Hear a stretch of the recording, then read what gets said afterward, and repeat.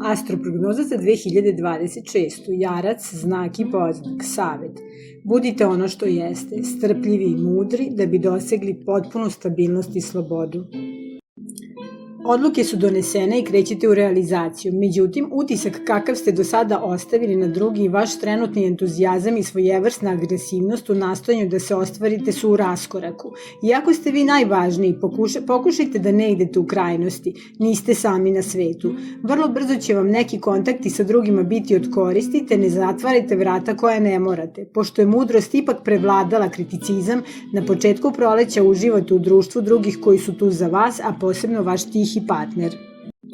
Proleće stavlja fokus u kuću gde želite nešto da unapredite. Lako će vam teći komunikacija sa mlađim članovima porodice što treba da iskoristite.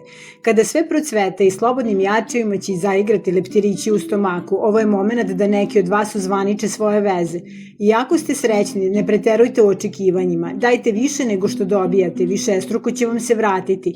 Kada se malo okrenete, vi ste već zadovoljni onim što ste postigli ove godine. Ne razmišljajte previše, samo nastavite da gradite.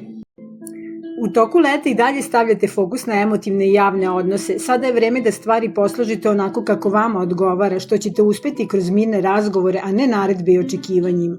Zaslužili jeste, ali silom nećete ništa napraviti. U avgustu se najbolje povucite jer sliku ne vidite realno, pa će vaše reakcije napraviti samo kontraefekat.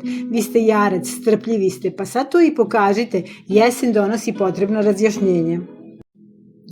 Vreme je da porodični život donese rezultate. To je sve rezultat vaše strpljivosti i mudrosti. Možete očekivati da će sve se odigrati i bolje nego što ste priželjkivali, a da naizgled vi niste ni prstom mrdnuli.